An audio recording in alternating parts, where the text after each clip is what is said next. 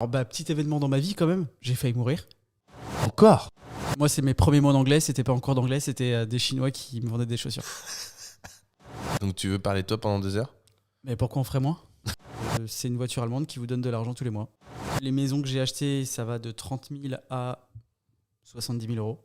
Et à 18 ans, il rachète cette menuiserie dans laquelle il travaillait. Troisième grève, je suis sorti, je faisais 38 kilos. Lui, je veux plus le voir, il pue la défaite. Je veux plus en entendre parler. Tu pues la défaite. Là, on part à la guerre, je pars pas à la guerre avec des gens comme ça. J'ai fait une maternelle classique, cursus classique. Interview Erwan, première. Putain, je sais pas si on va repartir sur 2 heures. Moi, je suis grave chaud. T'es grave chaud? Ah mais de ouf. Ok. Donc tu veux parler de toi pendant 2 heures? Mais pourquoi on ferait moins? L'interview a commencé parce qu'en fait, on est sur la chaîne d'Erwan, mais aujourd'hui, c'est moi qui décide ce qu'on fait. Et donc, du coup, j'ai décidé que je ne faisais pas d'introduction et que l'introduction était là maintenant Ok, et que ça avait super. déjà commencé. C'est parfait, c'est parti. Première question, est-ce que je dois te Direct, rappeler la on y question? va comme ça. Mais comme ça Je mais- suis... En fait, c'est bizarre parce que je suis chez moi, mais je suis pas chez moi. Non, t'es C'est- chez moi là. Ouais, je vois T'es ça. t'es chez moi, donc je décide. Et donc, je vais pas faire d'introduction. C'est-à-dire que là, tout de suite, je te pose la question. Ok. Est-ce que tu peux me raconter ton premier souvenir d'entrepreneur ou d'investisseur? Tu choisis l'un ou l'autre, soit entrepreneur, soit investisseur. Et après, est-ce que je dois t'expliquer? Je vais t'expliquer quand même. Ouais. On va suivre la rivière. Tu as un invité normal. Ok. On va suivre la rivière. Et donc, on va remonter ta vie et je vais te poser des questions. Tu m'en as déjà parlé tout à l'heure. Je ne veux spoiler personne, mais c'était marrant. Il y avait des trucs un peu. Il y avait des trucs marrants.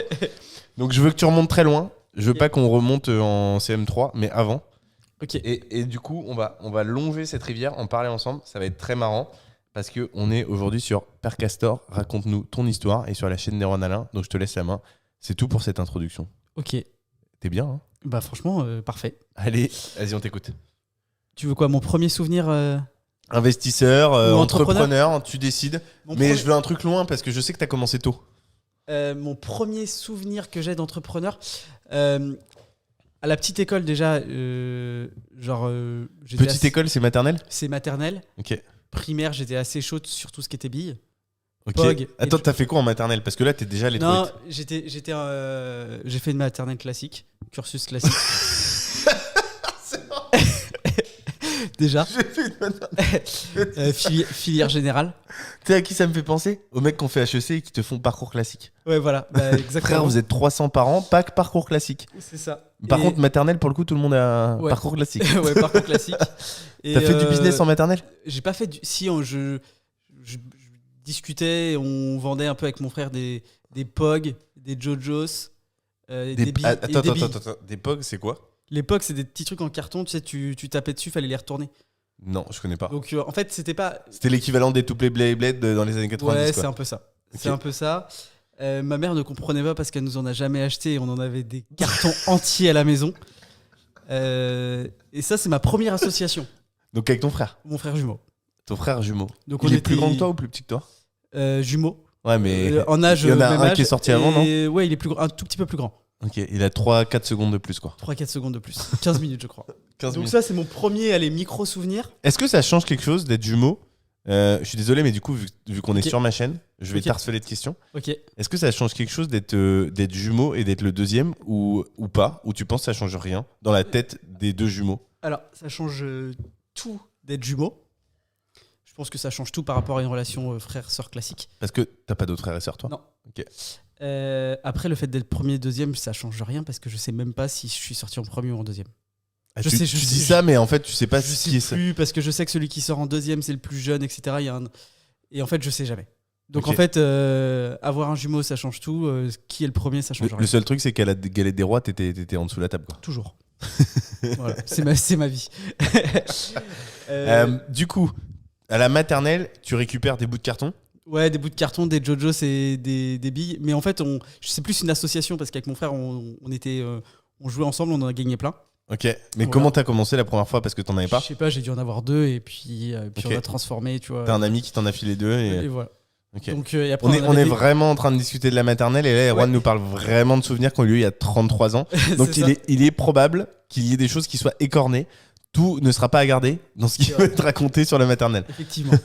Donc voilà, premier souvenir d'association un peu. Ok. Après, premier souvenir d'entrepreneur, je dirais c'est mon premier tableau Excel. J'étais en Ok. 6e. Ok. J'étais Donc en là, primaire, il s'est rien passé? Non, pas trop dans le business, si, mais c'était tout ce qui était POG, jeux de billes et tout ça. Beaucoup de foot. Donc pas forcément d'entrepreneuriat. Et mon premier souvenir d'entrepreneur, si en vrai, c'est en 6e. Ok, qu'est pas ça? On vendait, avec mon frère, on achetait des bonbons en gros. Et on les revendait un peu à l'école. Donc t'as acheté à la boulangerie? Non, j'avais un grossiste. non, il y avait un... Attends, c'est qui ce grossiste? Non, il y avait un espèce de magasin un peu déstockage et on les achetait. Donc t'étais où? T'étais dans quelle ville d'ailleurs à ce J'étais au moment-là? Pouliguen- on habitait à Basse-sur-Mer. Ah ouais, mais en fait t'es un enfant de là-bas toi. Ah, je suis un pur produit, Je local. savais pas Ouais. que t'étais vraiment. T'avais toujours vécu là. T'as jamais déménagé avec tes darons? Non. Je suis arrivé, j'étais à Basse-sur-Mer, j'avais 2 ans, donc moi j'ai connu que ça. Avant t'étais où? À Angers. Ok, donc Donc, t'es angevin d'origine ouais. et comment on dit Bastien? Badien. Badien? Ouais. Ok, Badien tout court. Badien. Donc t'es devenu Badien à 2 ans et en 6e, donc à 10 ans, 11 ans, Ouais. t'allais acheter. Comment t'allais acheter ces bonbons? Parce qu'il te fallait une voiture, non?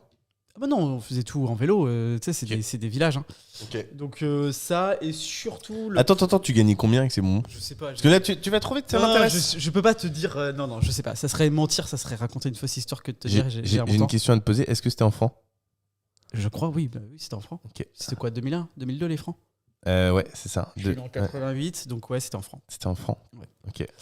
Donc ça, et ensuite, avec mon frère, mon premier tableau Excel, on achetait des chaussures en Chine.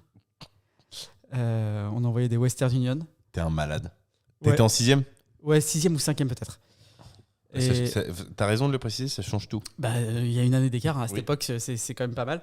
Et on achetait des chaussures en Chine et on les revendait.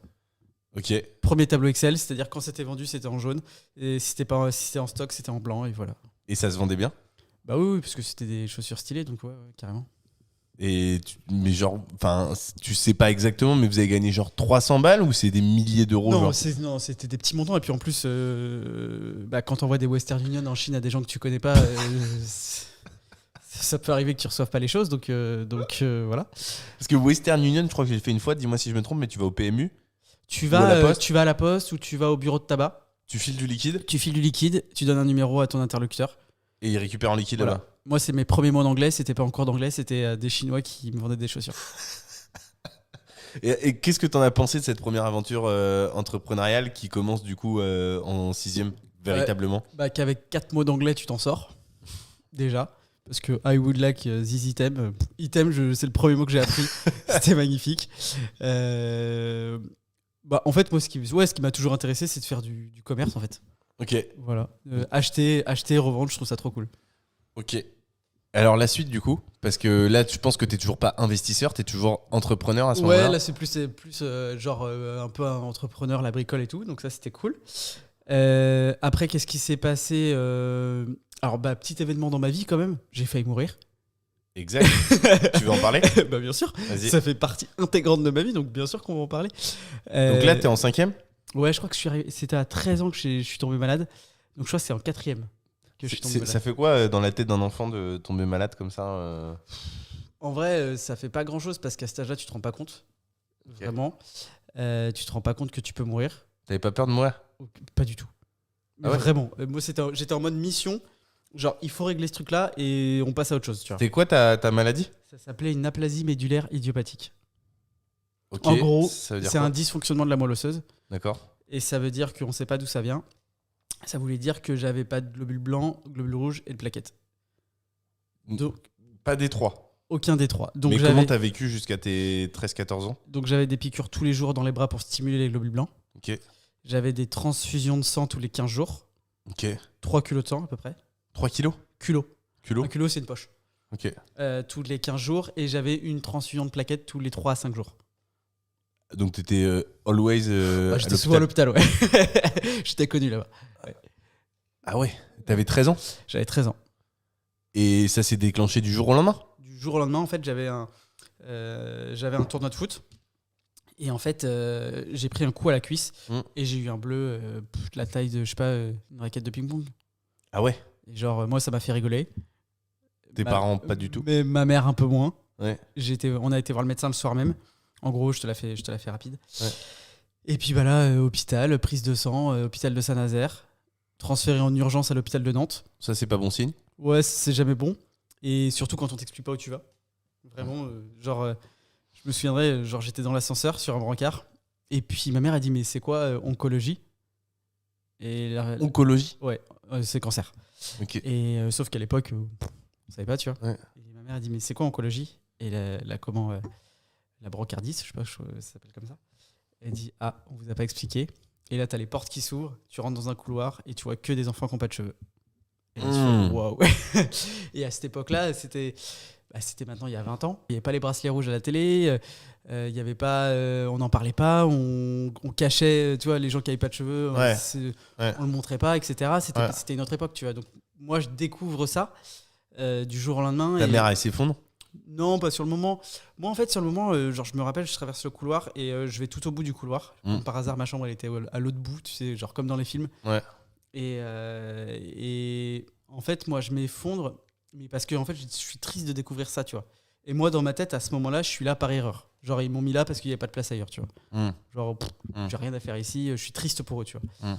Mais genre, ça peut pas m'arriver, tu vois. Et donc voilà. Et là, T'es triste pour toi aussi, non? Non, parce que je pense vraiment que je suis là par hasard et que en fait, c'est une erreur, tu vois. Il n'y a pas de lit ailleurs et que je suis vraiment de passage et que Comment on t'annonce la suite? on me l'annonce pas vraiment directement. On me dit tu vas aller au bloc pour faire des examens. Ok. Je remonte du bloc, j'ai un cathéter, donc un tuyau qui sort de la peau. Et puis en fait, dans ces maladies-là, la première chose qu'ils font, ils disent tu vas faire des tests. Ouais. Et tu vas faire. En fait, ils te prescrivent un traitement qui s'appelle un SAL, un sérum anti-lymphocytaire. Tu restes en chambre stérile 3 semaines, en espérant qu'une fois qu'on a mis la moelle à plat, elle reparte toute seule. Donc là, ils ont essayé, ça n'a pas marché. Et donc après, c'est greffe de moelle osseuse. Avant de passer à ça, c'est commun comme maladie ou pas? Je crois que c'est 100 cas par an en France. Pas très beaucoup. commun. C'est pas régulier. C'est pas... Ah oui, t'as ça toi aussi.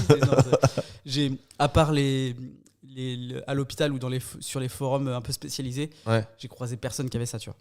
T'en as croisé à l'hôpital? Ouais, mais je parlais pas trop aux gens à l'hôpital.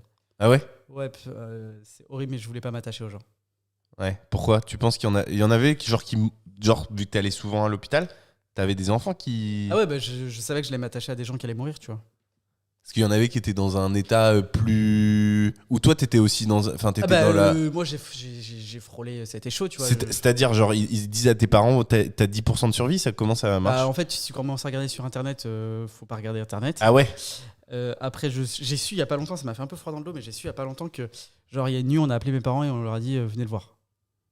Ah ouais? Ouais, on habitait à 1 heure de route, je pense que la route, elle a été longue, tu vois. Oh là là. Ça, et puis, tu vois, moi, j'ai connu, genre, il y a une fois... C'est quoi le pourcentage de survie à cette maladie? Je sais pas, je veux pas savoir et je veux pas le dire vis-à-vis des gens qui ont la même chose, tu vois. Ok. Parce qu'en fait, c'est pas des stats. Genre, même si j'avais eu 1% de chance, pour moi, ça aurait rien changé. Moi, ouais, j'ai connu des périodes où tu rentres en chambre stérile. On était 4. Au bout d'une semaine, on n'est plus que 2. Mais et non. Ils sont pas rentrés chez eux, tu vois. Ah ouais? C'est dur. Hein. Et ah ouais, même... t'as connu ça? Ah bah ouais. Et même si t'es en chambre stérile, donc tu peux pas parler avec les autres et tout ça. Genre, tu le sens. Genre, tu sens qu'il y a une ambiance, il y a un truc qui... Genre, même les infirmières, quand elles rentrent dans la chambre, tu sens qu'il y a un truc qui va pas, tu vois. Ah ouais, c'est ouf. Ouais, donc là, t'es resté 3 semaines dans cette chambre-là? Alors, cette fois-ci, 3 semaines. Après, donc, dans ces cas-là, moi, l'idée, c'était quand même de guérir. Donc, ça n'a pas marché. Donc, greffe de moelle osseuse. Ça se fait tout de suite, ça? Bah non, faut trouver un donneur. Ok. Moi, j'ai un frère jumeau. Donc, cool. Donc, on a fait une greffe. Parce que la moelle osseuse, pour expliquer à tout le monde, parce que ça me parle, ouais. En gros, tu as le droit de couper une partie de ta moelle osseuse, il n'y a pas un truc comme ça? En fait, c'est même pas ça, c'est que alors, faut pas confondre moelle osseuse, moelle épinière. D'accord. Moelle osseuse, c'est dans les os, moelle épinière, c'est dans la colonne vertébrale. D'accord. On peut prélever de la moelle osseuse, et en fait, elle va se refaire. D'accord. Voilà. Donc pour ton frère, ça change rien? Alors, c'est un peu douloureux, donc on lui prend dans le bas du dos de la moelle et on me l'injecte. Ok. La seule chose, c'est que avant de faire les greffes, Moi, on met chimio, rayon, on met à plat. Pour que la moelle de mon frère prenne le dessus. Donc moi, je rentre 3 semaines avant, gros protocole, chimio, rayon, et après, on me fait la greffe avec mon frère. Quand tu dis on te met à plat, t'étais genre. Ça se voit ou physiquement t'étais vraiment en PLS à la fin Déjà, plus trop de cheveux, déjà. Ouais. plus du tout. Plus du tout. Ouais. Tout tombe. Ah ouais, tout tombe. Tout tombe. Et ouais, tu te retrouves à pas être très, très. Tu vois, j'avais perdu beaucoup de poids, etc. Tu vois. Je suis redescendu à 38 kilos. Donc non, t'es pas en forme. En vrai, t'es pas en forme. Et donc, greffe de moelle osseuse, elle se passe très bien. Pas de complications. Donc ça, c'était 3 semaines après qu'on t'ait détecté? Ou un mois, genre? Non, parce qu'on a fait le premier traitement, le SL, qui n'a pas marché. Ouais. Donc la greffe, je crois que c'est intervenu 1 an ou 1 an et demi, parce que le temps que ça s'organise. Ah ouais? J'étais mineur, mon frère aussi. On a été voir le juge des enfants à Rennes pour s'assurer que mon frère ne subissait aucune pression. Mais à tout moment, tu pouvais mourir entre-temps ou non? J'étais maintenu en vie par les transfusions et tout ça, mais ouais, il y a quand même un phénomène d'urgence, tu vois. C'est ouf, ça. Ça, c'est un vrai sujet de l'État français et de la limite du truc, en quelque sorte. C'est pour protéger les enfants. C'est-à-dire que mon frère, il avait moins de 16 ans. Et en fait, pourquoi est-ce qu'on fait ça? Le tribunal dit, voilà, on va être sûr qu'il subit aucune pression de la part de ses parents pour pouvoir donner la moelle à son frère. Ok.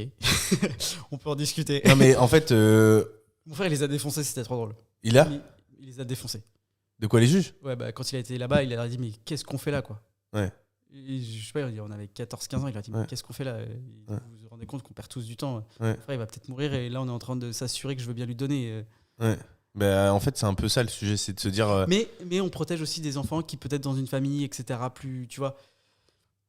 En fait... Il n'y a pas de bonne... Il y a pas, en vrai... Non, parce que si, là, si. Alors là, je suis pas trop d'accord avec toi. Parce que moi aussi, j'ai des maladies. Je parlerai pas desquelles. parce que je fais de l'immobilier. Donc voilà. Mais en fait, non, je suis pas d'accord parce que je pense qu'il y a des phénomènes d'urgence. Alors tu dis ça aujourd'hui parce que voilà, t'es en vie et ça s'est bien passé, mais tu serais décédé. Je pense que ça aurait été une autre chanson. Ça a déjà dû arriver. Ouais. Et c'est un vrai sujet parce qu'en fait, ton frère, je pense qu'il avait qu'une envie, c'était de t'aider. Et quand bien même il est pas trop envie de t'aider, je veux dire, si la moelle épinière, lui, ça l'impacte pas physiquement. Si tes parents le poussent, eh ben, on est dans un état de droit où, en effet, les parents ont un pouvoir à un moment donné sur l'enfant tant qu'il est mineur. Si les parents décident d'aider l'enfant et que c'est bénéfique pour tout le monde, même si l'enfant est un peu contre, il est peut-être pas en âge non plus de se positionner intelligemment sur le sujet, et peut-être que quand il aura 25 ans, tu vois, s'il refuse par extraordinaire et qu'on donne le pouvoir à un mec de 14 ans qui s'est juste disputé avec son petit frère ou son frère pour X ou Y raison, et qu'en fait on perd du temps à cause de ça, et qu'en fait à 25 ans le mec il se bouffe les couilles parce qu'il se dit putain, j'étais un putain d'idiot à 14 ans, et qu'en fait on n'a pas su me pousser à le faire. Stop, en fait. Il y a un moment donné, là, il y a un vrai phénomène d'urgence, et fondamentalement, ça lui a pas changé sa vie. À part qu'il est un peu mal, tu vois ce que je veux dire? Alors, je sais pas dans quelle mesure il y a des gens qui peuvent mourir en donnant leur moelle osseuse. Je m'aventure sur un sujet que je connais pas. Mais c'est juste que des fois, il y a des sujets. Tu m'aurais dit, on a attendu 2 semaines, je t'aurais dit, why not, ça s'entend, à voir, tu vois comment c'est. Mais là, 1 an et demi, c'est pas admissible. Alors, 1 an et demi, c'est pas admissible. Je pense pas que la procédure ait pris autant de temps. Je pense que la procédure de souvenir, elle était de 2 ou 3 mois. Je crois pas que c'était 1 an et demi. C'était le temps de faire le premier traitement, le temps d'organiser les choses. Mais je crois que la procédure. Et je vais même aller plus loin que ça. Pendant que toi, t'étais traité et qu'il y avait ton frère qui avait qu'une envie, c'était de probablement t'aider. Tes parents étaient d'accord. Bah, en fait, tout le temps qu'on a perdu. Et ben en fait, qu'est-ce qui s'est passé pendant ce temps-là? Peut-être qu'il y a d'autres enfants qui n'ont pas pu être pris en traitement ou que sais-je, parce que c'est une place supplémentaire de prise, etc. Puis j'ai consommé beaucoup de sang. Non, mais c'est vrai. Le don du sang, etc. Exactement. Donc non, il y a un vrai sujet. Pour le coup, peut-être que je me positionne un peu vite et un peu bêtement, et peut-être que je vais me faire un peu démonter là-dessus, j'en sais rien. Mais en tout cas, c'est là avec les arguments qu'on a. T'es sur ta chaîne, hein, tu fais ce que tu veux. Voilà. Non, en fait, aujourd'hui, c'est facile à dire a posteriori parce que t'es là et que tout va bien. Mais sur le moment, je pense que c'est un vrai sujet. Je pense que tes parents, ils devaient compter les jours. Tu vois, ils devaient se dire, merde, on va passer au tribunal. Voilà. We never know what could happen. Donc, donc let's go, quoi. Ouais. Perdons pas de temps. Non, mais c'est les limites de l'administration. Franchement, c'est vraiment les limites. Autant dans l'immobilier, fait chier d'attendre 3 mois pour un permis d'aménager. Mais fondamentalement, c'est 3 mois, c'est pas la fin du monde, c'est du business, c'est de l'argent. Là, on parle de la vie de quelqu'un. Et là, c'est autre chose. Donc, pour en revenir, Donc tu te fais ta greffe de moelle osseuse. Avec Donc mon pendant frère. un an et demi, t'allais tous les 5 jours à l'hôpital. tous les 5 jours à ouais. l'hôpital. Voilà, c'était cool. À Mais l'école, j'étais- ça se vit comment? bon, c'était cool parce qu'en fait, j'y allais pas trop. Ouais, t'avais plus à l'école. Dès que j'avais une excuse pour pas y aller, dès qu'il y avait quelqu'un de malade, je partais. Ouais. J'étais- Ah ouais, ouais, ouais, parce que vu que t'étais sensible, tu pouvais pas. je pouvais choper la moindre merde, je pouvais la choper. Après, j'étais pas très scolaire. Ouais. Je m'ennuyais un peu à l'école. J'étais pas mauvais élève, mais je me faisais chier. Mm. Donc voilà. Donc la greffe se passe très bien. Je suis guéri pendant 1 an et rechute. Ah ouais. Donc je reprends une vie normale. Tout va bien. Classique. Non, pas classique du tout là. La rechute, pas classique. Ah ouais, pas classique. Pas classique parce qu'en général, une greffe, c'est soit ça marche direct, soit ça marche pas. Ok. Donc là, pas Si ça marche pas, il y avait une solution. Si ça marchait pas. recommencer. Ok. Donc là, on recommence Ok. avec mon frère. Donc là, il me Tu repasses pas devant le juge et tout ou non, une fois non, qu'il parce que avait là, dit il oui. était un peu plus vieux du coup. Ok. Et donc là, deuxième greffe avec lui, ça se passe très bien. Là, il me faut un protocole un peu plus engagé, genre chimio plus fort, rayon plus fort, etc. Pour mettre la moelle plus à plat, pour que la moelle d'Alexis prenne le dessus. Parce que ça, là, c'est à cause de ça que ça a pas marché au bout d'un an. Ils savent pas en fait. Parce pas. qu'en fait, je pense que dans le monde, combien de personnes ont été greffées sur une aplasie médullaire avec leurs frères jumeaux, je pense qu'il n'y en a pas. Ouais. En fait. Ouais. Donc en fait, ils n'ont pas de recul. Donc on fait ça. C'est là où tu te dis quand même de vivre en France, t'as eu du bol. Hein. Ah bah, si, c'est pour ça que tu sais, quand on discute des fois d'imposition et que je te dis je paierai, je pense, toute ma vie mes impôts en France, c'est une des raisons pour laquelle je ne partirai pas. Parce que même si t'étais né dans un autre pays développé, ça aurait coûté probablement une fortune. Et du coup, c'est vrai que dans tous les cas. Ah bah, tu vois, un jour, j'étais en Espagne et j'avais pas de cheveux, parce que moi je m'en foutais, hein, je me baladais, j'avais pas de bonnet, je m'en foutais. Et il y a un mec il me voit et il dit à ma mère, il dit, vous savez, j'accueille des enfants, je sais pas d'où ils venaient, des pays de l'Est, pour faire des greffes ou des traitements. Et il dit, vous avez de la chance parce que si vous étiez pas en France, votre fils il serait mort. Ah ouais. C'est vrai, hein. Ça avait le mérite d'être clair. Ça a le mérite d'être clair, mais c'est complètement vrai. Complètement vrai. Donc on a une chance d'être en France. Enfin, j'ai eu une chance d'avoir eu ça à ce moment-là en France. Je pense pas que l'hôpital soit en très bonne forme. Aujourd'hui ? Soit dans la même forme qu'il était. Tu crois ? Ouais. Ok. Autre sujet, mais. Pourquoi ? Parce qu'en fait, il n'y a plus d'effectifs. Moi, déjà, j'étais à l'hôpital pendant les 35 heures. Ouais. J'ai vu le carnage que ça a fait. C'était un carnage. Les filles, elles ne savaient même plus comment faire leur planning. C'était ingérable pour elles. Donc, ça a été un gros problème. Et puis, parce qu'ils sont en sous-effectif, aujourd'hui, ils fonctionnent à l'acte. Et il n'y a plus d'humain. Donc, ça devient très compliqué. Et pour échanger avec des personnes qui sont en contact avec ce milieu-là, ça devient très, très dur. Et je pense que j'ai eu la chance d'être malade à cette période-là et que j'étais dans des services pédiatriques. Parce qu'on s'occupe très, très, très, très bien de nos enfants à l'hôpital. Voilà. Moi, j'ai toujours dit, à l'hôpital, on s'occupe bien de nos adultes et on s'occupe très, très, très bien de nos enfants. Voilà. Donc, j'en étais où ? T'en étais au fait que t'avais la deuxième fois où t'allais. Deuxième greffe, ça se passe un peu plus dur. Par contre, facile du coup d'être sur ma chaîne. Parce que du coup là, tu te dis, bah en fait, si j'ai un problème, je demande à Amaury et il répond à ma question. Et... C'est exact, c'est assez pratique, en fait, assez confort. Deuxième greffe, ça se passe bien. Au bout de 9 mois, rechute. Encore, donc là un peu plus chaud. Un peu plus chaud, verdict des médecins. Nos 2 mois là, avec mon frère sont trop compatibles. Donc la maladie reprend le dessus. Comme si c'était ma moelle. C'était comme la si même c'était moelle. une autogreffe en fait. Vu Comme que si je m'étais greffé ma moelle de quand j'étais en forme. D'accord. Donc là, on sait pas trop quoi faire. Trouver la moelle de quelqu'un d'autre, je suppose. Ouais, donc là, fichier. Et donc là, ça se complique un peu parce qu'on trouve pas de donneur. Et là, je crois qu'il se passe bien 2, 3, 4 ans, tu vois. Ah ouais. Donc c'est assez long. Donc là, t'avais 16 ans, 17 ans. Ouais, c'est ça. Et donc là, ça dure 4 ans. Ouais, parce qu'en fait, là, clairement, on me dit, si tu fais une 3e greffe, c'est chaud. Donc, ah ouais. On commence un peu à rester un peu en stand-by. Jusqu'au jour où on me dit, écoute, là, Erwan, tu frôles ce qu'on appelle la myélodysplasie. Donc ça peut devenir une leucémie. Il dit là, ça commence à puer, là, il va falloir qu'on fasse une greffe. Donc là, on s'active un petit peu. Parce que 3 greffes de moelle épinière, c'est chaud. Bah, en fait, c'est chaud, c'est les traitements. C'est pas la moelle en tant que telle, on s'en fout en fait. Ouais. C'est tous les traitements en amont. La chimio, les rayons, c'est pas trop fun. Donc là. Quand tu dis c'est pas trop fun, tu peux raconter parce que c'est pas tous les 4 matins qu'on entend. Chimio, rayon, en fait, c'est très agressif pour le corps. La chimio, c'est de l'eau de javel qu'on te met dans le corps. Hein. Ça nettoie tout, ça brûle tout, ça filtre pas. C'est quoi, c'est des médicaments que tu prends ? Non, c'est sous forme de perfusion. Et les rayons, on appelle ça des rayons, ça veut dire quoi ? En fait, on te met dans une machine et on te passe des rayons X pour mettre à plat ton système immunitaire. Ok. Et moi, on m'avait fabriqué, pour pas abîmer trop mes poumons, on m'avait fabriqué un bouclier. C'est ce qu'ils font pour mes poumons, pour pas que mes poumons soient attaqués, pour pas que ça foute trop le bordel. Ça t'a abîmé ça ? Ouais, bah, je pense, on verra dans quelques années, tu vois. Ok. On verra dans quelques années.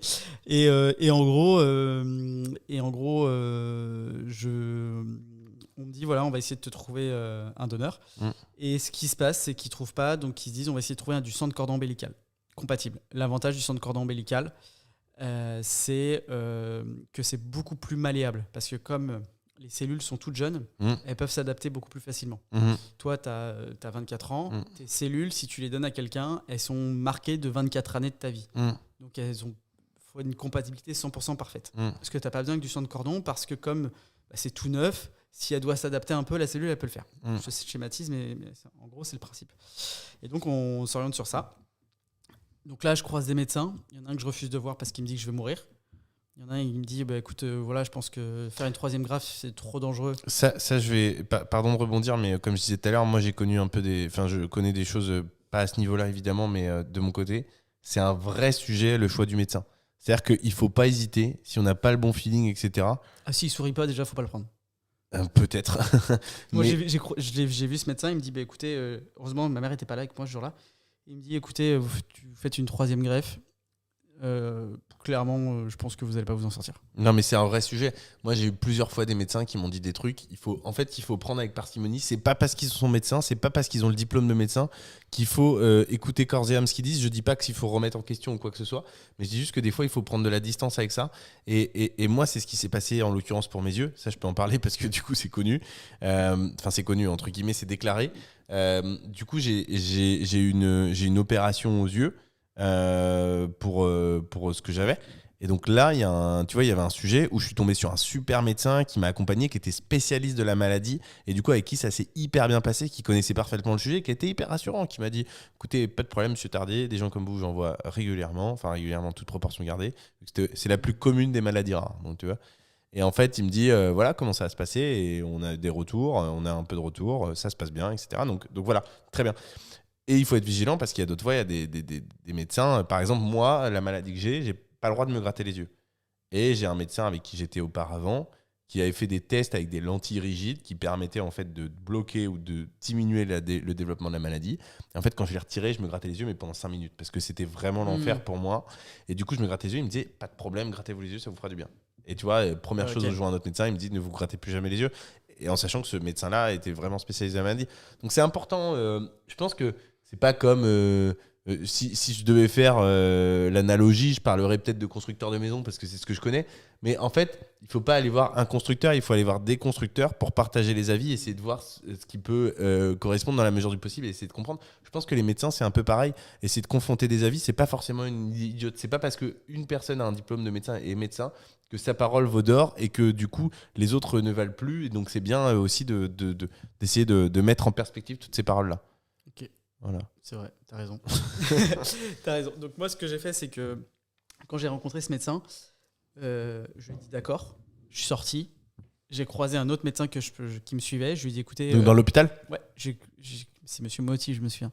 Je lui ai dit écoutez, celui que j'aimais bien, c'était Motti. Hein. L'autre, je me souviens pas. Je lui ai dit écoutez, lui, je veux plus le voir, il pue la défaite. Je veux plus en entendre parler. Tu pues la défaite. Là, on part à la guerre, je pars pas à la guerre avec des gens comme ça. Voilà. Donc, s'il pense que je vais mourir, tant pis pour lui, on a d'autres choses à faire. Et donc, j'ai dit, lui, je veux plus le voir. Si je dois avoir des consultations, ça sera sans lui, mais c'est hors de question que je le croise. Voilà. Et je l'ai recroisé dans l'hôpital un jour. Et il a bugué quand il m'a vu. Ah ouais. Je te jure, c'était trop drôle. Donc voilà. Donc, on trouve du sang de cordon qui vient des États-Unis. Et Ah ouais, c'est... Ouais. Ah, vous cherchez dans le monde, en fait. Bah oui, c'est un fichier mondial. Et une semaine avant l'opération, ils me disent on a trouvé un deuxième sang de cordon qui vient d'Allemagne. Et donc, en fait, ils décident de mettre les 2 sangs de cordon dans la poche qui vont me transfuser. Voilà. Et donc, j'ai été transfusé. Donc, t'as le sang d'un bébé? J'ai le sang d'un bébé, ouais. J'ai le sang d'un bébé et ça fait, je sais pas, c'était il y a combien de temps? Du sang de cordon, ça se récupère à chaque naissance ou c'est parce que... Alors, ça peut.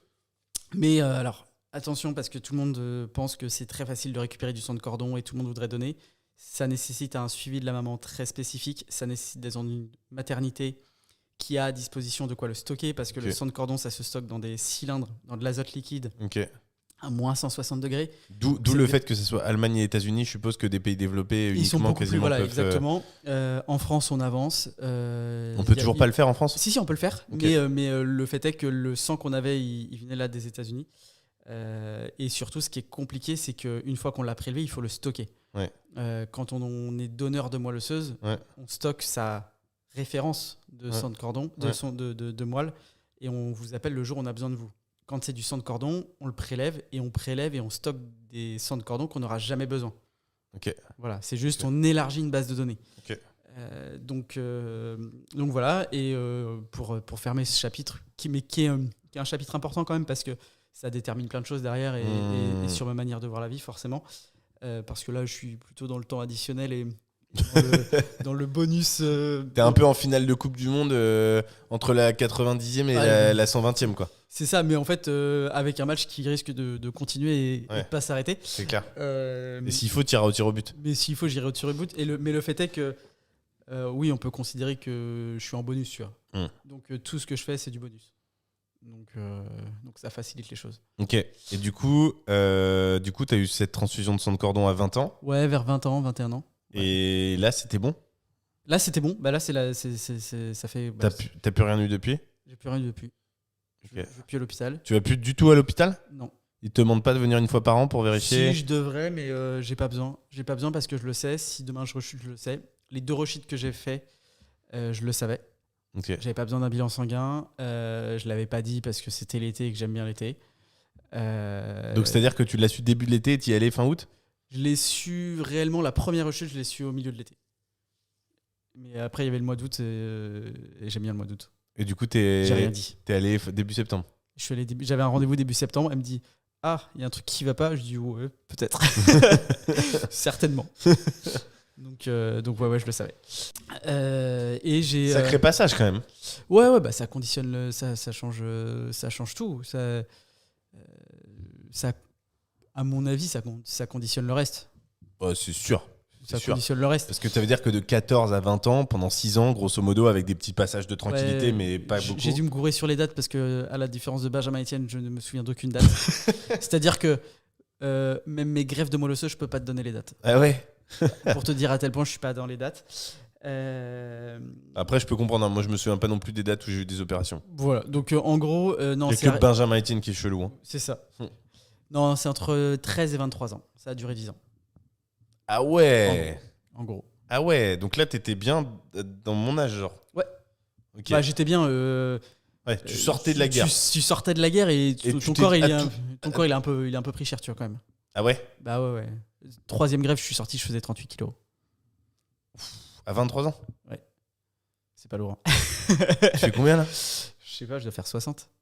Ah ouais. T'as des photos? Non, même pas. Ok. Même pas. Ok. 38 kilos, pas de cheveux, je suppose. 38 kilos, ouais, c'est pour donner un exemple. Genre, tu peux pas prendre de bain. Parce que, en fait, si tu t'assois dans une baignoire, ça te fait trop mal, tellement t'as pas de muscles sur les fesses. Ah ouais? Ouais. Un Éthiopien. Ah, c'est ouf. Ouais. Ah ouais, ok. Putain. J'avoue que moi, vu que je suis toujours un peu gros. Donc non, et puis après c'était parti. En parallèle de ça, j'ai réussi à commencer à travailler, parce que c'est comme la partie qui nous intéresse. Exact. J'ai mon père qui tenait une menuiserie. Ok. Et à 18 ans, il rachète cette menuiserie dans laquelle il travaillait. Je croyais qu'il avait monté lui-même. Non, il a été commercial 15 ans dans cette menuiserie et il a racheté au bout de 15 ans. Et moi, je m'ennuyais à l'école. Mhm. Comme c'était le passage où j'étais un peu pas en forme, je disais ah bah tiens, lui il est malade. Je partais, j'allais à l'entreprise de mon père. Il y avait des gens tout aussi malades, mais c'était pas grave. Et puis je commence à me prendre au jeu. Ça commence à m'intéresser. J'ai 18 ans et je trouve ça trop cool, une boîte. Je vois pas. Donc, t'as arrêté en terminale? J'ai arrêté, j'ai fait 2 secondes et fait une demi. C'est quoi après la seconde? Première? J'ai fait une demi-première.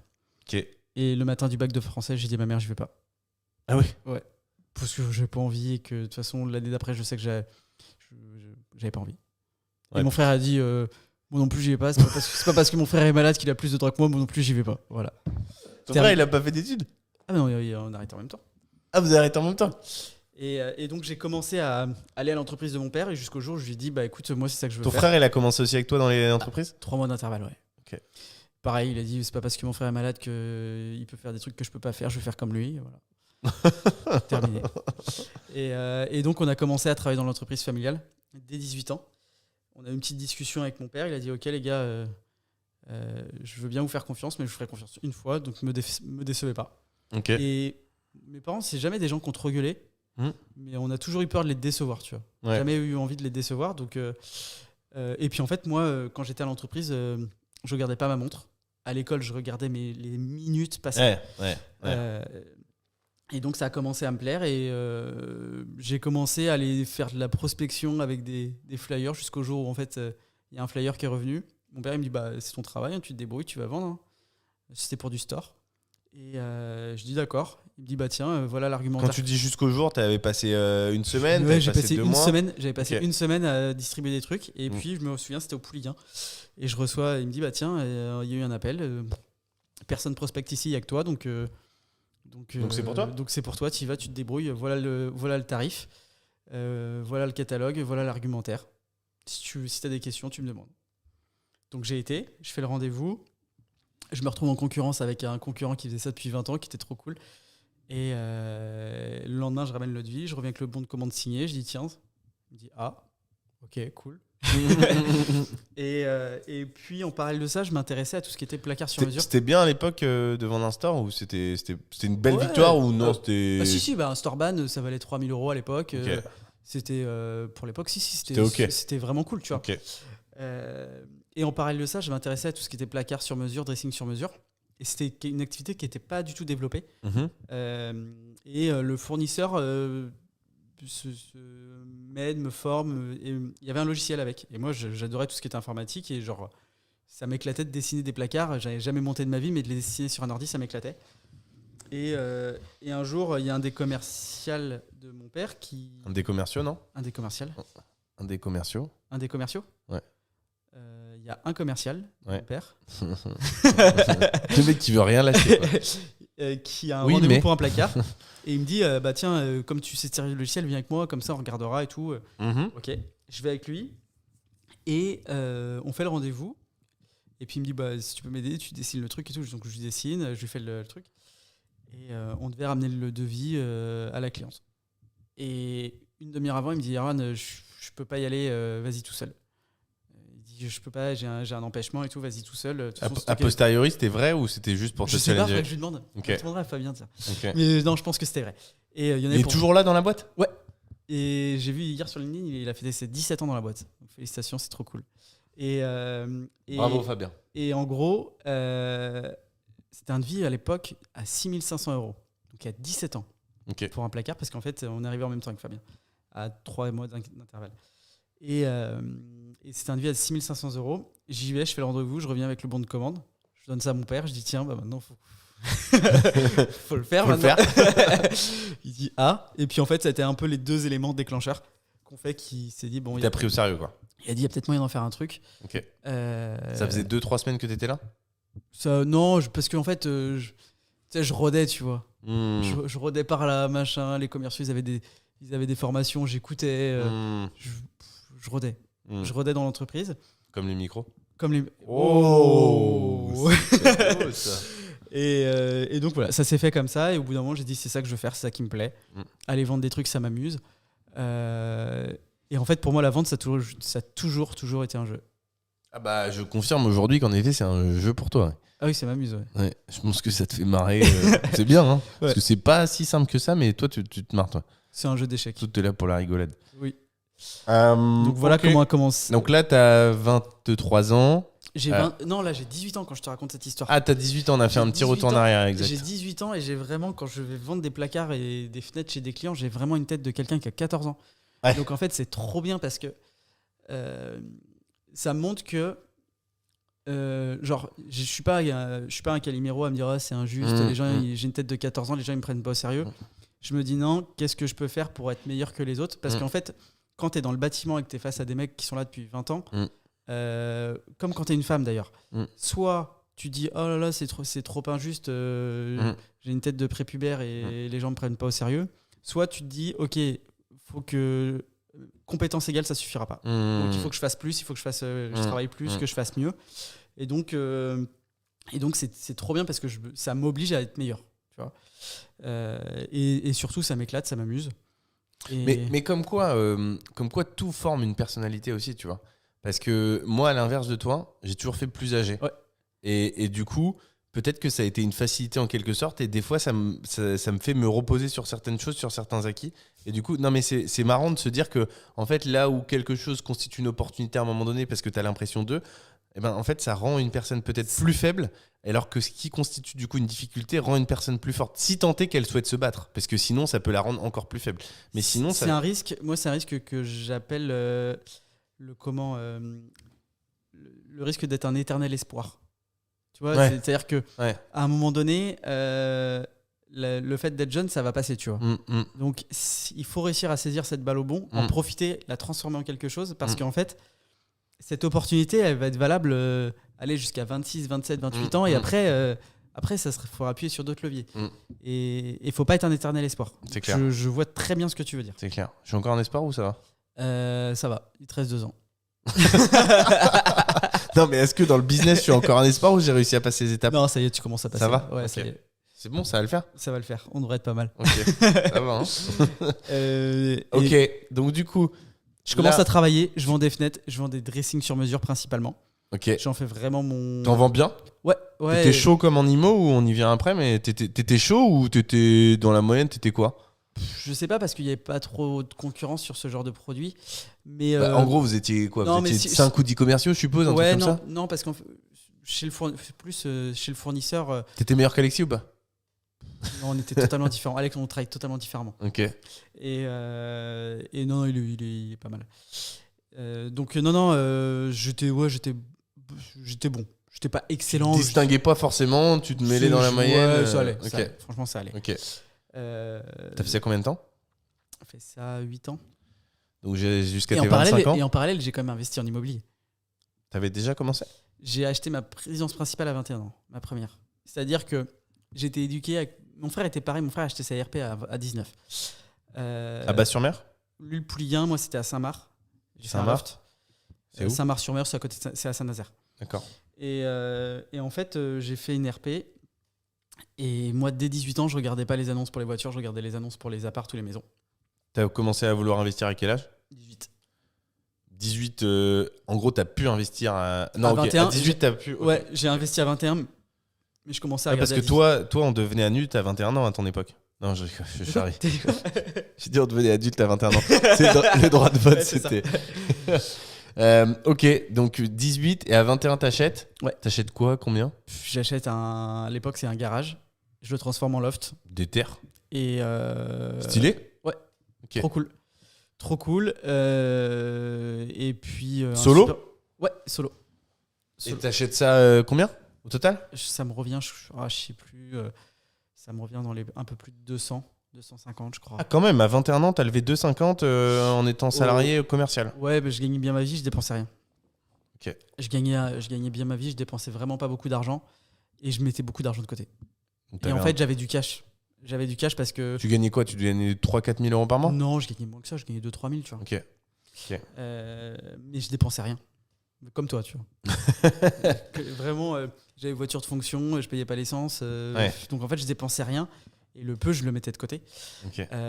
Donc j'ai levé, je crois, 160 000 euros de prêt. Ah, quand même, t'avais épargné 100 000 balles. Et la différence, mais ça s'est fait, en fait, les travaux, je les ai fait sur 1 ou 2 ans, tu vois. D'accord. même un peu plus. Ok. Donc en fait, j'injectais au fur et à mesure.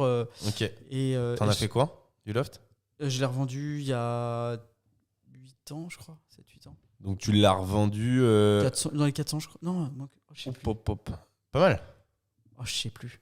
305. Oh, je sais plus. Ça fait une plus-value. Ouais, je fais une plus-value. J'ai Ok. fait une plus-value. Les gens qui l'ont acheté ont fait une plus-value. J'adore. En fait, Ouais. je suis trop content parce que tout le monde est content, tu vois. Ouais. Ça, je trouve ça trop cool. Ouais. Donc voilà, ça a été revendu depuis. Ils ont gagné aussi de l'argent, donc trop cool. Comment tu sais, t'es resté en contact avec eux? Ouais, parce que c'est leur fils, c'est un pote. D'accord. Et je suis encore en contact avec eux parce que je les aime bien. Ok. Ils sont sympas. Ok. Donc t'as acheté ce loft à 21 ans. Ouais. Tu l'as revendu il y a 8 ans. Ouais, Donc ça veut dire qu'en 21 ans, on était en 2000. J'ai revendu, je sais pas, 2009. ouais, je dois avoir 26 ans quand je l'ai revendu. Peut-être. Ok, 26 ans. Et entre-temps, t'as quitté? Parce que du coup, tu m'as dit que t'avais quitté à 25 ans, grosso Ouais. modo. T'as quitté ton taf? J'ai Pour faire quitté quoi mon taf à 27 ans pour faire de l'immobilier.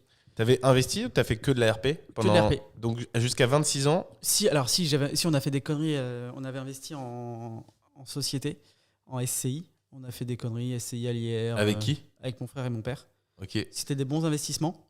Mais C'était quoi les locaux commerciaux. Que La vous avez boîte. encore aujourd'hui? On a encore, ouais. Ok. Et on avait commencé en SCI à l'IR. Ok. Je crois que je gagne 2 ou 3 000 euros, je payais 8 000 euros d'impôts. Un scandale. Donc ça, on a modifié les choses et on a fait les choses correctement maintenant. Ok. Donc voilà. Et puis après, je suis arrivé dans l'immobilier un peu par hasard. Donc alors attends, parce qu'on va très vite. Les locaux commerciaux, t'en as acheté combien? Bah en fait, moi je suis dans la SCI, donc Vous avez levé combien au total? je sais pas grand chose. Il y a, je sais pas. J'ai même pas les chiffres ça. Tu sais pas ou tu veux pas me dire? Je sais pas. Quel mytho. Ok, donc on va dire que tu as levé 500 000 à 3, en gros. Ouais. Vous avez acheté des locaux commerciaux. Ok. Et ça, vous louez et vous en avez racheté d'autres depuis ou pas? Ouais, au fur et à mesure, mais qui correspondent au Vous en avez développement de l'entreprise. Combien là des locaux commerciaux? Maintenant, il y en a 3. Mais des gros. Non, pas que. Non, il y a des magasins et l'usine. Donc, Ok. Donc, ok. Ton père rachète l'usine. Toi, tu investis dans l'immobilier. Tu travailles dans cette usine. Et là, tu te dis, vous commencez à investir ensemble. Tu as fait en habitation que ta résidence principale. Et en fait, ton frère aussi, par curiosité? Ou il avait déjà fait d'autres trucs? Non. mon frère, pareil, RP plus les investissements. Familiaux. Exactement. Ok. C'est toi à l'origine des investissements familiaux? C'est ton père ou c'est ton frère? Mon père. Non, c'est dans le développement de la boîte, c'est-à-dire que Ok. schéma classique, tu as une société d'exploitation, SARL, EIRL, peu importe, et tu as une SCI qui va avec pour les murs. D'accord. Vraiment Ok. le schéma traditionnel Ok. à l'ancienne, tu vois. Ok. Mais le polo crocodile, quoi. Non, je pars. Ok, c'était une référence à une musique si quelqu'un a. Ok, et donc du coup, putain, t'as vu, je pose beaucoup de questions quand je suis tout seul. Hein. C'est fou, hein. Ouais, j'aime bien. Ouais. Je pense que je vais me mettre à faire ça tout seul. Voilà. Non, j'aime bien quand t'es en soutien quand même, parce que tout seul, c'est vrai qu'il faut se concentrer. Ouais. Et comme tu dis, des fois je lâche un peu, donc je suis content de pouvoir lâcher des fois de temps en temps et que tu pas le relais. Ok, donc là, 26 ans, tu commences à. Enfin, je le sais, sauf si tu m'as pas tout dit dans ta vie, mais sinon tu arrives dans l'immobilier. Alors attends, j'ai 34 ans. Non, j'arrive plutôt 28. Tu fais quoi pendant 2 ans? Non, mais en fait, je pense que je suis resté chez mon père jusqu'à 28 en fait. Hein. Donc t'es resté 10 Ouais, ans. parce que franchement, en date et tout, je suis nul. Ouais. Vraiment. C'est un peu cata. Hein. Ah ouais, c'est une Si catastrophe. je puis me permettre, c'est Ah cata. ouais. Ok, comment t'arrives dans l'IMO? Par hasard. Jamais de hasard. Complètement par hasard. Ma cousine est dans une société qui fait de l'immobilier. La même, celle que tu rejoins? Celle qui? Celle que tu vas rejoindre ou non? Oui, bien sûr. Ok. Et elle me dit, ça serait pas mal que tu vois mon patron. Ok. Je pense que je vais parler de toi, je te vois bien dans l'immobilier. Je dis, ouais. Tu te voyais pas? J'avais pas d'avis. Toi, t'étais bien dans ta vie, Ouais, t'avais et ton puis- taf. Là, j'étais en train de partir de l'entreprise familiale parce que j'avais envie de voir autre chose. Ok. Il a pas Donc- pris mal ton père? Non, pas du tout. Bon, non. Donc, j'ai des parents qui, tant qu'on est heureux, le reste. Ton frère, il était encore? Ouais. Ok. Ouais, il était encore. La question, Ouais, c'est t'arrives dans en fait, l'agence. Je débat. En fait, moi, je suis quelqu'un qui fonctionne, mais purement en mode projet. Ok. J'ai pas de plan de carrière. J'ai pas de target spécial. J'ai pas de. Moi, c'est un projet. T'es là à l'opportunité. Ouais, on parle d'un projet, ça me parle. J'y vais. Ce que je vais gagner, bah, tu sais bien, c'est pas, Ouais. c'est pas mon moteur, c'est pas ce qui me motive. Ouais. C'est est-ce que le projet m'intéresse. Ouais. Et voilà. Ok. Est-ce que je vais rigoler, est-ce que je vais me marrer ou pas. Ouais. Et donc, On rigole pas beaucoup tous les deux. Hein. On rigole moins que quand on a un invité. Hein. et donc je rencontre mon ancien employeur et puis on discute, on échange et assez simplement il me dit voilà, j'ai pour projet d'ouvrir une agence au Pouliguen. D'accord. Peut-être que notre rencontre fait que ça va se faire plus vite que prévu. D'accord. Et en fait, une semaine après, on cherchait un local et c'était parti. Ça fait un peu plus vite que prévu du coup. Et ça fait un peu plus vite que prévu. Donc on t'a mis directement responsable d'agence ? Ouais, j'étais tout de suite responsable d'agence. C'est ce que t'as demandé ou ? Ouais, c'était un peu dans le... Ça s'est fait un peu naturellement. Ok. Officiellement, je l'étais pas vraiment, mais dès le départ, mais en fait, c'était prévu comme ça.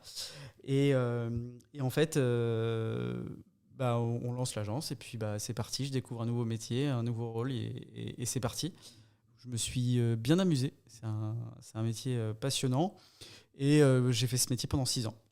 Ok. Je me suis occupé, donc j'étais associé. J'ai eu jusqu'à 3 agences à m'occuper. Ok. Combien de personnes ? Une dizaine. Au total ? Ouais. Ok. Ouais, c'était cool. C'était cool, on a bien rigolé. Tu m'as jamais parlé de vin ?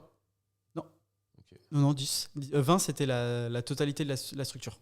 D'accord. Moi, je m'occupais de 3 agences, donc 10 personnes à peu près. Ok. Et dans le groupe, il y avait 3 autres agences, donc en tout, on était une vingtaine. D'accord. Voilà. Ok. Et en parallèle de ça... Ça marchait bien ? Ouais, ça marchait très bien. Ouais. Ouais, on a fait des jolis scores, on s'est implanté sur des villes et tout, donc c'était cool. Ouais. Quand on dit joli score, ça veut dire ne me demande pas la question sur les chiffres. Si, des jolis scores. Ouais. Est-ce que tu peux me dire le chiffre que tu as fait avec une agence où vous étiez 3 ? Je crois qu'on a dû monter jusqu'à 450, je crois. Ok. Ou 500, je sais 550, tu m'as dit. 530. Non, 530. je crois que c'est 500. Je crois qu'on est monté jusqu'à À 3 530. personnes. À 3 négo et demi, ouais. Ouais, c'est ça. Et une assistante. Surtout ne jamais sous-estimer le rôle d'une assistante dans une agence. Ouais. Ça a changé beaucoup de choses selon toi ? Une très bonne assistante, ça change la vie, ouais. Ok. Ouais. Ok. Et que ça soit à titre collectif et individuel, j'aurais jamais fait ça avec pas une vraie relation avec une assistante, tu vois. Ouais, c'est ce qui a fait la différence. Entre autres. C'est plein de petits... En fait, c'est l'accumulation de choses, évidemment. C'est l'accumulation de plein de petits détails. Celui-ci en est assez important, ouais. T'étais agent IMO, toi ? Ouais. T'as bien marché ? Ça veut dire combien ? Je crois que les plus belles années, j'ai dû faire 220 ou 230, ouais. Hors taxe ? Ouais. Ok, c'est pas mal. C'est pas mal. Ça fait partie des bons résultats. C'est moins bien que Julien, par contre. Oui. Mais Julien, il est sympa et il est chauve. Du coup, il va plus vite, il prend l'air et... C'est ça. Toi aussi, t'étais chauve à un moment. Non, c'est une blague déplacée. C'est une blague très Je l'aime bien, déplacée. je l'aime bien. Alors moi, il faut savoir qu'on peut rigoler de tout. Et les meilleures vannes, c'était sur ça. Ok. Une des vannes qu'on adore avec mon frère, c'est quand les gens ils disaient c'est bizarre, il y en a un qui fait plus jeune que l'autre. Et genre tu regardes la personne et tu dis oui, ça c'est la chimio. Celle-ci, elle est fracassante. Elle est fracassante. Elle est magnifique. Putain. Ouais, moi je suis un peu challengeant sur ces trucs-là, ça me fait marrer. Ah ouais, moi, Je me j'adore. dis après tout, il faut, ça sert à, enfin, après je sais qu'il y a des personnes avec qui il faut éviter, mais Après moi c'est un truc que genre je suis contre qu'on arrête de se moquer de tout le monde. ouais, Moi j'adore me moquer. t'es de tout le monde. carrément contre. C'est-à-dire tu te positionnes, je suis contre, mais j'entends. Hein. Ah, moi je veux qu'on se moque de tout le monde. Mm. Je trouve que d'arrêter de se moquer des gens, c'est une connerie. Ah, c'est vrai que quand tu regardes certains sketchs, par exemple, je vais te donner le nom d'un sketch, et je cite un sketch, hein. Attention parce que je m'aventure sur des idées un peu...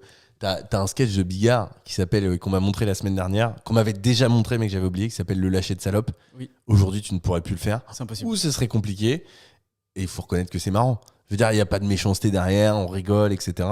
C'était une autre époque. Est-ce que c'est empêchant aujourd'hui de regarder ? Non, parce que ça vient de cette époque-là. Oui, Est-ce bien que sûr. si on le faisait aujourd'hui, ça serait empêchant ? Probablement, et c'est dommage. Je suis Ça a des points négatifs et positifs. Là, je fais un peu de politique, mais dans l'idée, je trouve que voilà, c'était une époque et je pense qu'il y a des bienfaits à plein de choses, mais il y a aussi des choses qu'on a un peu perdues et parfois, c'est pas forcément une bonne chose de perdre ces choses-là, même si au global, je pense que ça peut quand même faire du bien à la société. Moi je trouve que si on veut respecter tout le monde, il faut se moquer de tout le monde.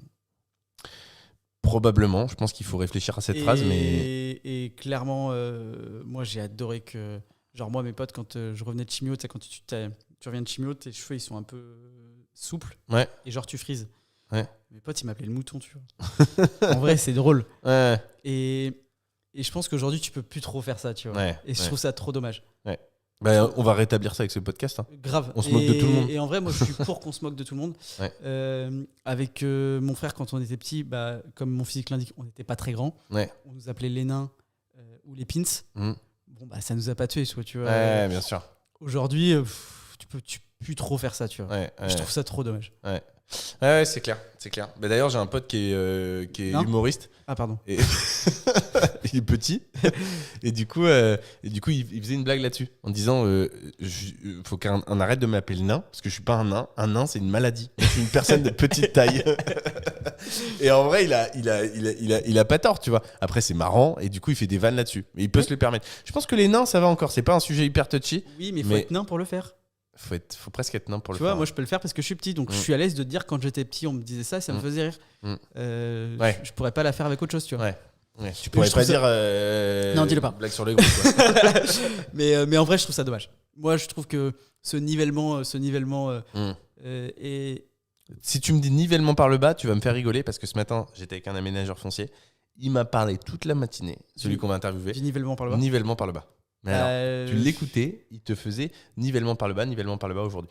C'est un peu la limite des fois de certaines personnes âgées, c'est qu'ils vont être peut-être à l'extrême sur ces sujets-là, mais il a peut-être pas tort sur certaines choses. Oui, mais alors on pousse un peu le débat un peu loin, mais relation homme-femme par exemple, je suis totalement pour l'égalité des sexes, mais à 1000% et de manière sans discussion possible. Et d'ailleurs, j'ai fait que des métiers où il n'y avait aucune différence de salaire entre les hommes et les femmes, parce que le métier de commercial, c'est un métier où on gagne exclusivement au pourcentage. Donc, il n'y a pas plus égalitaire comme métier. Donc, Mais par contre, je suis contre de faire croire à notre génération, à la génération qui arrive, qu'un homme et une femme, c'est pareil. En fait, c'est là où je suis un peu vieux, tu vois. C'est que, oui, pour l'égalité, non pour faire croire que c'est la même chose. Parce que un homme, c'est différent d'une femme, une femme, c'est différent d'un homme, et je ne veux pas qu'on fasse croire que c'est pas vrai, tu vois. C'est la seule limite que j'ai. Okay. Et c'est valable pour... En fait, c'est cette espèce de nivellement, quoi qu'il arrive, et que tout le monde est pareil. En fait, je trouve que c'est un peu de la connerie, tu vois. Et moi, j'aime les singularités. J'aime les gens pour leurs défauts, j'aime les gens pour leurs petits détails qui... Voilà. Et je n'aime pas la masse. Je n'aime pas les masses. Et je n'aime pas... Et en fait... à vouloir ne plus ressortir de singularité, on crée des masses et les gens n'existent plus à titre individuel. Et je trouve ça très dommage. C'est pas mal dit, hein. J'ai envie de chialer. Ouais. Il y a encore des petites choses à améliorer, mais on est pas mal. Ça fera un TikTok. Ouais, en fait, tu fais ça pour les TikTok. Bien sûr, ouais. Salaud. Ok. Donc, du coup, tu arrives dans cette agence, tu performes. Ouais, ça se passe bien. Ça se passe bien. Tu fais ça pendant 6 ans. Ouais. Ok. Du coup, sur le secteur de la Baule, le Croisic, le Pouliguen, plutôt un endroit sympa pour taffer, je suppose. Il y a la mer. Il y a la mer, voilà. Pour moi, c'est important. Voilà. En parallèle, tu continues à investir.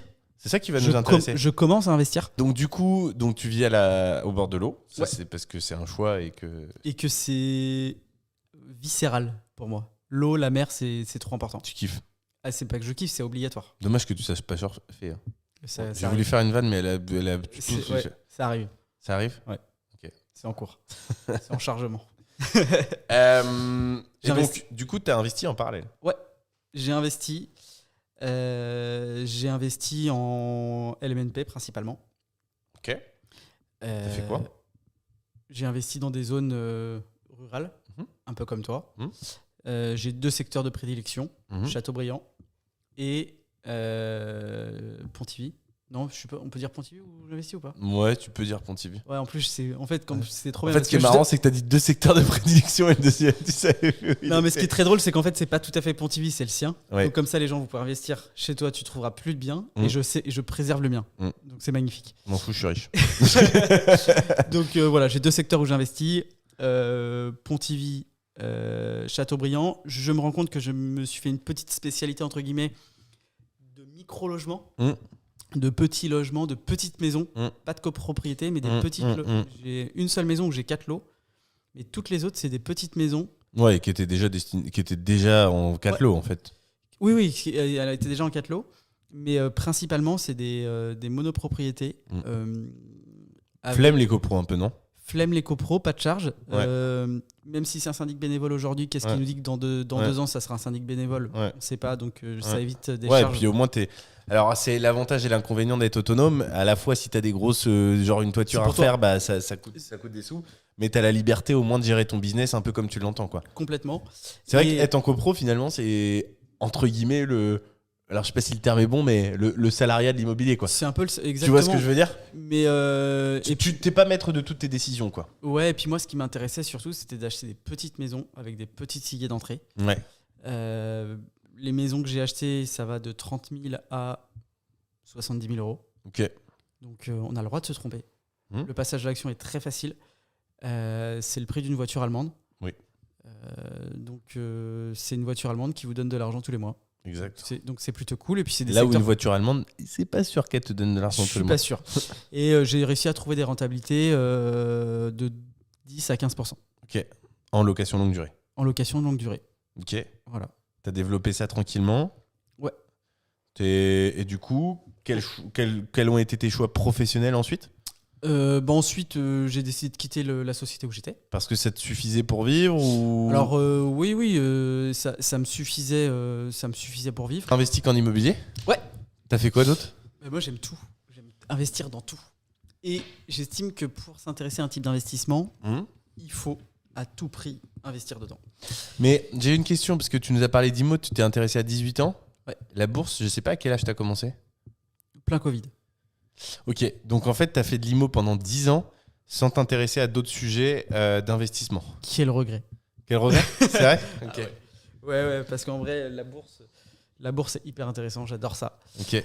En fait, moi, et ça c'est un conseil que je donne, si vous voulez vous intéresser à un investissement, Ouais. investissez dedans. Ouais. Même 10 euros, 20 euros. Parce Ouais. qu'en fait, vous ne vous intéresserez pas à un investissement si vous n'avez pas mis d'argent. Je suis d'accord. Peu importe la somme. Et Après, même si tu mets de l'argent, c'est pas dit que tu t'y intéresses. Hein. Moi, pour le coup, j'ai des investissements où j'ai mis de l'argent, genre la bourse. Je sais pas comment l'expliquer, mais je sais pas, ça m'intéresse pas plus que ça pour l'instant, tu vois. moi, il n'y a pas une journée où je regarde pas les cours. Ah ouais? Ouais. Ok, c'est ouf. Parce que moi, du coup, Crypto-monnaie, c'est pareil. Il y a pas... En fait, aujourd'hui, un des sujets où j'ai le moins d'investissement, il c'est a les combien de cryptos. bitcoin aujourd'hui? Il est à 23 000 ce matin. 23 000 Dollars?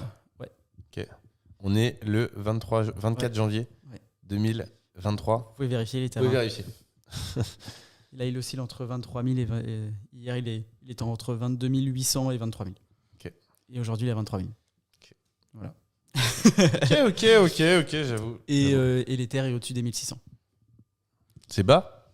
Bon, c'est reparti. Ouais, là, le Bitcoin a pris 34% sur les 2 dernières semaines.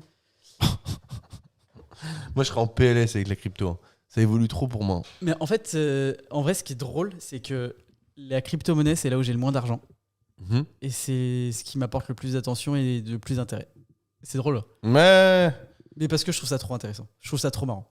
Bah, et puis parce que tu dis que potentiellement, c'est là où tu peux avoir un multiple des plus Ah oui, importants. bah, et c'est là où tu vas avoir l'évolution la plus importante. Clairement. 34% sur total, ça, sur 2 mois, ça n'existe pas, sauf après la crise de. Après le Covid. Voilà, en gros. Sinon, ça, sur 100 ans, c'est arrivé 2 fois, genre. Donc non, moi j'aime tous les types d'investissements. T'as quoi? T'as immobilier, Ouais. crypto, Ouais. bourse, Montre. montre, Un peu. plaisir. Oui, mais alors, je me suis fait happer par les montres. Je suis une victime. Les montres, je suis une victime. Et j'en ai pas tant que ça.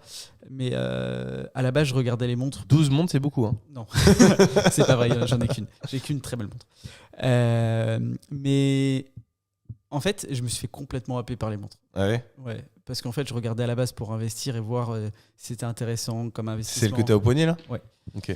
Et en fait, je me suis fait complètement absorbé par la marque. Ouais. J'ai voulu découvrir l'histoire et tout ça. J'ai été complètement passionné par ce truc-là. Ouais. Comme je suis un mec qui fait les choses à moitié, bah, au bout de 3 semaines, j'en voulais une. Et au bout de 3 semaines et demie, je l'avais. Donc, voilà. Donc là, je me suis fait complètement... voilà. Heureusement que t'es pas fan de Ferrari. Ouais, alors j'ai eu T'as une Porsche, toi, non? Ouais. T'es quoi? j'ai eu une 996 et Parce que c'est. je l'ai revendue parce que Attends, 996, c'est quoi? C'est une 996, je suppose? c'est une 911. En fait, c'est la 911 du pauvre. C'est-à-dire que c'est le premier refroidissement à eau de chez Porsche et qui a été complètement boudé à l'époque par les puristes Porsche. Ok. Donc c'est un peu la 911 boudée Pourquoi c'était boudé? parce que c'était en fait chez Porsche, il y a ce qu'on appelle le flat 6, c'est un refroidissement à air. Et la 996, c'est la première qui est en refroidissement à eau. Donc la sonorité et le bruit n'étaient pas le même. En plus, elle avait des optiques qui étaient un petit peu dégueulasses à l'avant. Et donc c'est la 911 qui a été boudée par tous les puristes. Mais c'était celle qui était le plus accessible. À l'époque, j'avais dû acheter cette voiture 22 000 €. Ah, ça va pour une Porsche. Et ouais, voilà, je l'avais revendue 22 500 un an après. Et en fait, je l'ai revendue parce que, genre 2 semaines après, genre j'avais plus d'émotion et je voulais une plus grosse. Ah ouais? Et je voulais le modèle de-dessus. Et j'ai dit, en fait, ça s'arrêtera jamais. Et je dis, si tu coupes pas ça maintenant, ça ne s'arrêtera jamais. Ce que je n'ai pas avec les montres. Avec les montres, tu vois, genre, j'ai toujours le même plaisir à mettre cette montre. Ok. Voilà. Ok. Donc en fait, là, je me suis auto-protégé avec les voitures. T'as dit stop, on arrête. Là, j'ai dit j'arrête parce qu'en fait, sinon ça. Et puis, une voiture prend un petit peu de valeur, mais c'est quand même des coûts d'entretien, etc. Une montre, c'est pas le cas. Voilà. Ok, intéressant. Donc du coup, tu peux nous expliquer un peu plus, enfin, même si sur ta chaîne, ce qui n'est pas ta chaîne aujourd'hui, rappelons-le. Sur ta chaîne, tu parles déjà beaucoup de bourse, beaucoup de ce que tu fais. Principalement immobilier, ouais. Immobilier, un petit peu de bourse, et j'ai essayé de cumuler les deux avec une. Quand on dit chaîne, c'est chaîne YouTube, parce qu'il y a une chaîne YouTube qui s'appelle Erwan Alain. Vous êtes peut-être en train d'écouter ce podcast. Donc je fais de la pub pour ta chaîne YouTube. Voilà. Et sur ma chaîne YouTube, je voulais montrer qu'on pouvait investir en immobilier par des plateformes donc en bourse. Et donc, j'ai démarré un challenge il y a maintenant 8-9 mois où j'investis la somme de 100 €. Ah, ça fait 9 mois que tu as fait ça? Ok. J'investis la somme de 200 € pardon. Tous On les est en mois, janvier 2023 pour rappel. sous forme de ce qu'on appelle le DCA. Ok. Tous les mois, j'investis la même somme. Dollar cost averaging. Donc Voilà. on met de l'argent tous les mois sur la. Sur les mêmes actions. Et les dividendes que je perçois, je les réinvestis dans les mêmes actions. Tu perçois combien aujourd'hui? Là, il faut que je fasse la vidéo. J'ai dû recevoir 8 € de dividendes ce mois-ci. Donc c'est de l'ordre de. T'as quoi? T'as 900 € dessus? Ça fait 9 mois? Non, j'ai 1600. Non, je t'ai dit. Non, j'ai 1800. Je mets 200 € par mois. Tu mets 200 € par mois. Voilà. Et t'as 8 € ce mois-ci. Voilà. Donc c'est 5%. Voilà. C'est à peu près ça en moyenne. Mais c'est une manière de montrer qu'on peut investir en immobilier tous les mois avec En des partant petites de sommes. pas beaucoup. Exactement. Et ça te permet de documenter ça pour celles et ceux qui veulent commencer à un moment donné, quoi. Exactement. Et puis en fait, ça montre que on peut commencer avec des petites sommes. Et c'est en commençant avec des petites sommes qu'on s'y intéresse, on y prend goût. Et les premiers dividendes qu'on reçoit, c'est un petit peu comme les premiers loyers. Un petit effet magique. Et on se dit, OK, si je fais ça et que je le duplique, de ouf. Ça devient intéressant. Seule limite de la. Alors attends, d'ailleurs, j'ai une question à te poser. Une vraie question à te poser. J'ai appris hier que. Alors, je savais déjà qu'il y avait des banques privées qui existaient. Mais j'ai appris hier que, tu sais, pour financer les banques, elles mettent, je crois que c'est 7 ou 8% de fonds propres qu'elles ont besoin et le reste, elles impriment la monnaie. Oui. Tu vois ma question qui arrive ou pas? En France, on peut investir, mais que à travers, du coup, des banques. Je sais pas si on peut dire banque privée, mais tout ce qui est crédit mutuel, caisse d'épargne, BNP, etc., Société Générale, toutes ces banques-là, elles ne te prêtent quasi qu'exclusivement, dis-moi si je me trompe, mais sur l'immobilier. Oui. Quasiment. Elles financent aussi des SCPI. Des SCPI, ouais, mais bon, c'est l'immobilier papier. Mais en gros, c'est. Elles financent leur SCPI en général. Voilà. Ok. Ouais. Ferait mieux de financer mes SCPI à moi, mais. et du coup. Ma question, c'est est-ce que si tu fais partie d'une banque privée, en sachant que pour entrer dans une banque privée, d'après ce que j'ai compris, il faut avoir au moins 500 000 ou 1 million de capital, donc ce n'est pas tout le monde qui peut entrer. Mais si tu fais partie de cette banque privée, est-ce que tu peux pas lever de l'argent pour les actions? Ou est-ce que tu n'as pas la réponse? J'ai pas la réponse. Okay. À ma connaissance, j'en ai jamais entendu parler. Si vous avez la réponse, je suis preneur. Ouais, je crois pas. Tu crois pas? Honnêtement, je crois pas. Sur l'aspect bourse, ouais. Du coup, tu as placé une bonne partie. Bon, je te pose la question, mais je connais la réponse. Ouais. Tu veux un peu sortir de l'IMO, toi, pour t'orienter plutôt bourse? Bah, en fait, pas sortir. Non, sortir peut-être pas, mais diversifier. En vrai, maintenant, ma stratégie elle est assez claire.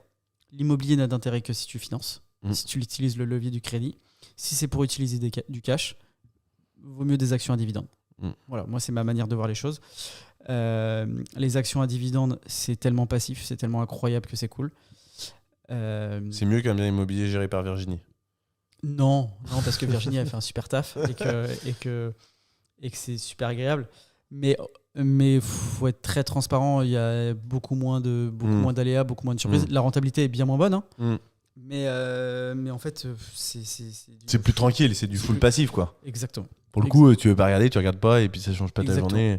Exactement. Moi, l'immobilier, si le bien est financé au moins à 70%, ça vaut le coup. Ça vaut le coup. Ouais. Quand on commence à dépasser, tu vois, si on le finance qu'à 30 ou 40% ou 50%, je commence à changer d'avis, tu vois. Ok. Vraiment, le levier du crédit, pour moi, fait toute la différence. Ouais. C'est vraiment, on a la chance d'être en France. Ouais. Pour plein de raisons, dont celle-ci, dont l'accès au crédit à des conditions assez faciles, à taux fixe. Ouais.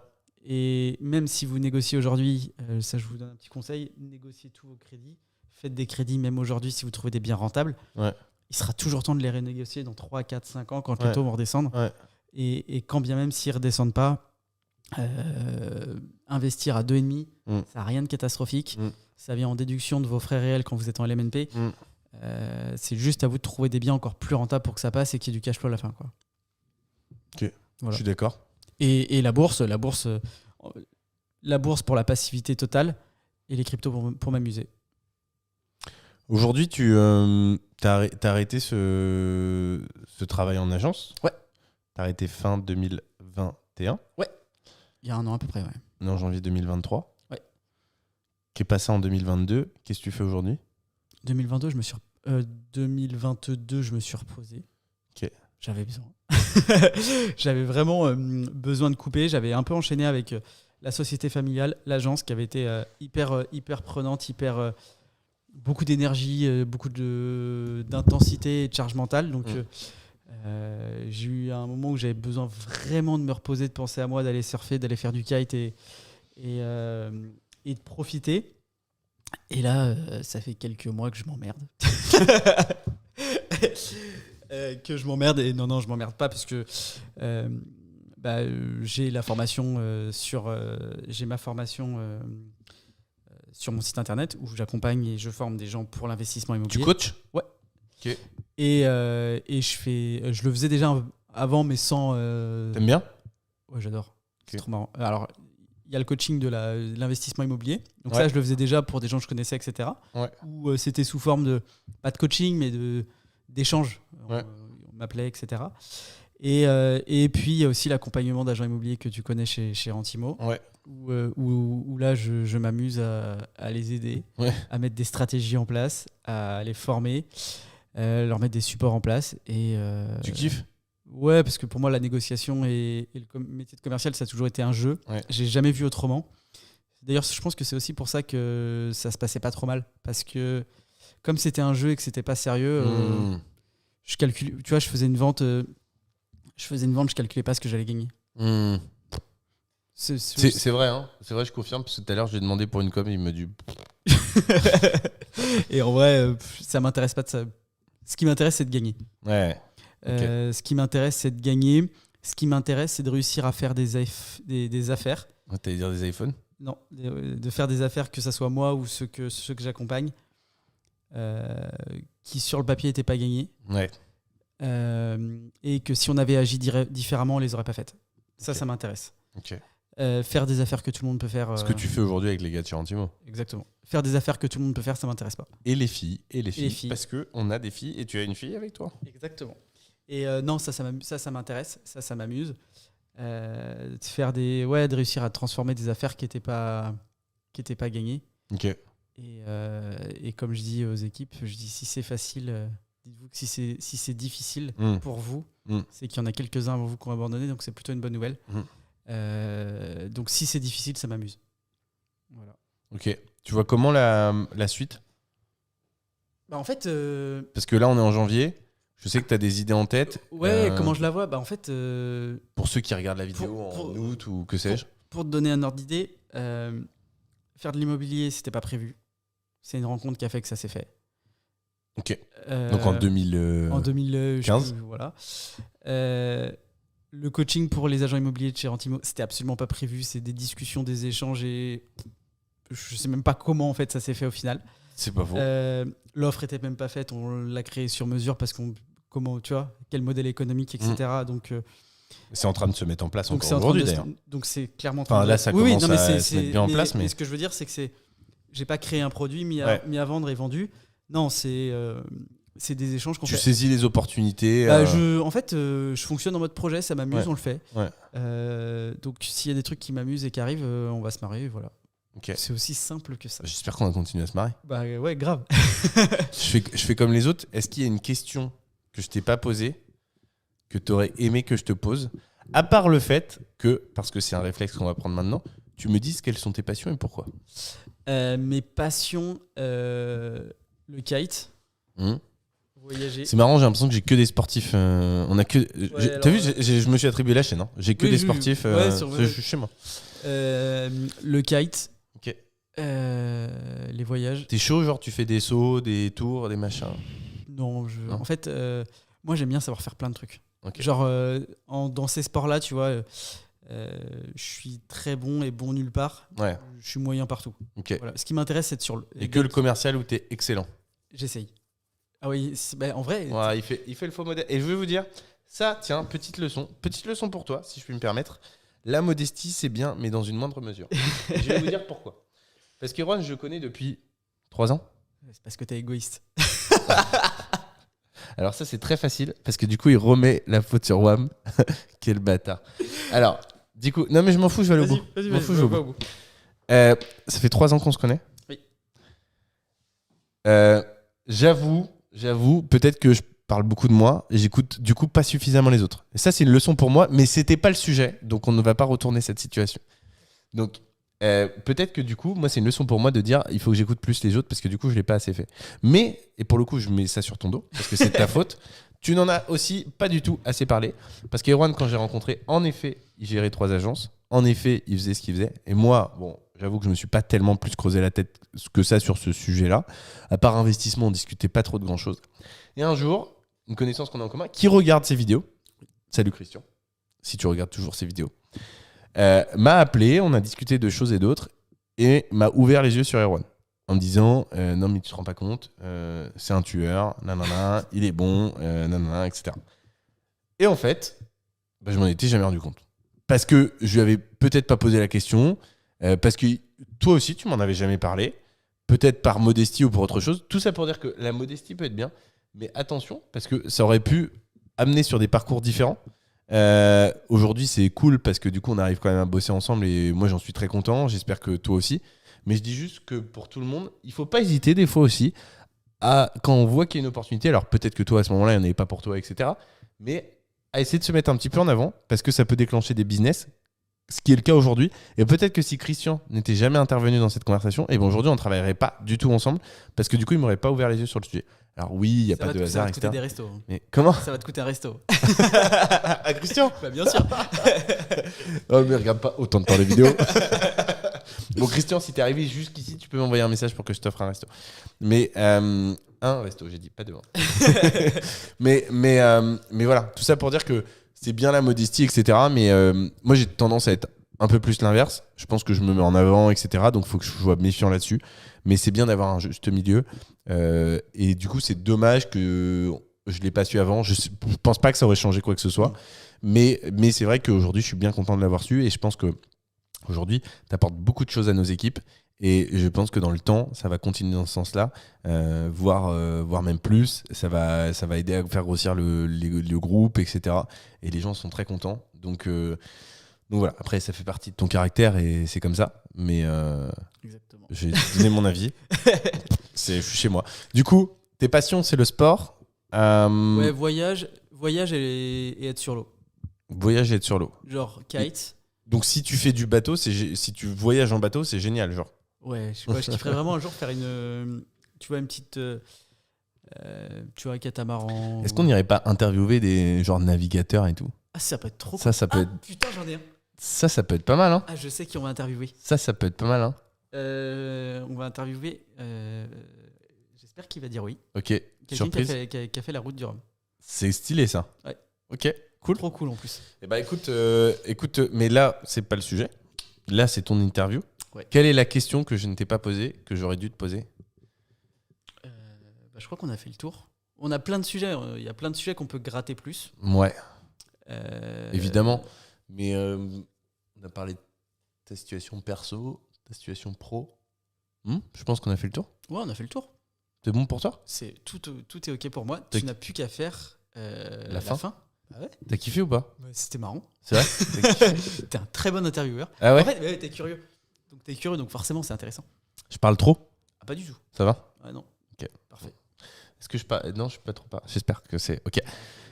C'est moi qui clôture. Allez. Merci à tout le monde de nous avoir écoutés jusqu'ici. C'est beaucoup de temps.